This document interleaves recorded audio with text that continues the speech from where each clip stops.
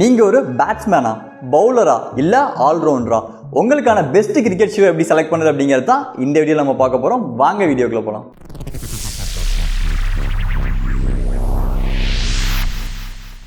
ஒரு best cricket ஷூவை எப்படி செலக்ட் பண்ணுறது அப்படிங்கிறத பற்றி நம்ம சேனலோட வியூஸ் நிறைய பேர் கேட்டுட்டு இருந்தாங்க. அது மட்டும் இல்லாமல் ரீசெண்டாக இன்ஸ்டாகிராமில் கூட இதை பற்றின கொரீஸ் வந்து எங்களுக்கு வந்துருது. ஸோ உங்கள் எல்லாத்துக்காகவும் தான் இன்றைக்கி இந்த வீடியோ நம்ம மேக் பண்ண போகிறோம். நாங்கள் GTrendz இந்தியாவோட ஷூஸ் எக்ஸ்பர்ட். நீங்கள் ஒரு கிரிக்கெட்டிங் ஷூ செலக்ட் பண்ணுறப்ப பார்க்க வேண்டிய முதல் அண்ட் முக்கியமான விஷயம் என்ன அப்படின்னா அதாங்க சைஸ் அப்படிங்கிறது.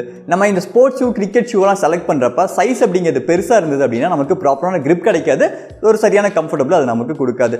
அதே சமயம் சைஸ் சின்னதாக இருந்து ரொம்ப டைட்டாக இருந்தது அப்படின்னா நம்ம ரொம்ப நேரம் யூஸ் பண்ண முடியாது, கால் வலிக்க ஆரம்பிச்சிடும், நம்மளோட கம்ப்ளீட் பர்ஃபார்மன்ஸை நம்மளால் வெளிப்படுத்தவும் முடியாது. ஸோ சைஸ் அப்படிங்கிறது தான் ரொம்ப முக்கியமான விஷயமா இதில் பார்க்கப்படுது. ஹோப்ஃபுல்லி இதில் யாரும் மிஸ்டேக் பண்ண மாட்டீங்க அப்படிங்கிறத நம்புகிறேன்.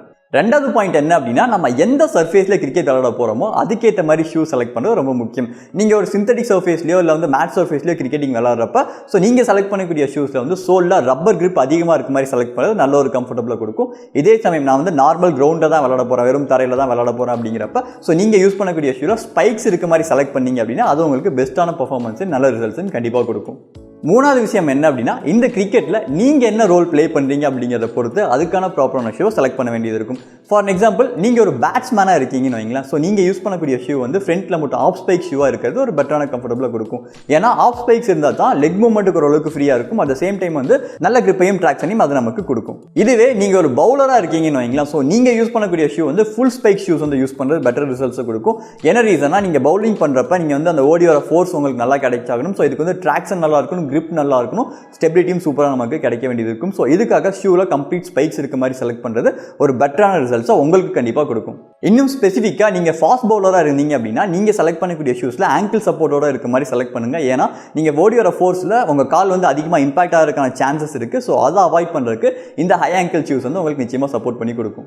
இதுவே நீங்கள் ஒரு ஆல்ரவுண்டராக இருக்கீங்கன்னு வைங்களேன், நீங்கள் யூஸ் பண்ணக்கூடிய ஷூ வந்து கண்டிப்பாக வெயிட்லெஸ்ஸாக இருக்கணும், அட் த சேம் டைம் வந்து கன்வெர்ட்டபுளாக இருக்கணும். கன்வெர்ட்டபுள் அப்படின்னா எதில் கன்வெர்ட்டபுள்னா, நீங்கள் யூஸ் பண்ணக்கூடிய ஷூக்கு கீழே வர ஸ்பைக்ஸ் வந்து கன்வெர்ட்டபுளாக இருக்கணும். நீங்கள் வந்து பேட்டிங் பண்ணுறப்ப அதில் இருக்க ஸ்பைக்ஸ் வந்து ரிமூவ் பண்ணிக்கிற மாதிரியும், பவுலிங் பண்ணுறப்ப அதில் இருக்க ஸ்பைக்ஸ் வந்து அடிஷனல் ஆட் பண்ணிக்கிற மாதிரியும் கன்வெர்ட்டபுள் மாடல்ஸ் இன்றைக்கி வந்து அவைலபிளாக இருக்குது. ஸோ அந்த ஷூஸை வாங்கி யூஸ் பண்ணுறது உங்களுக்கு ஒரு பெட்டரான ரிசல்ட்ஸை நிச்சயமாக கொடுக்கும்.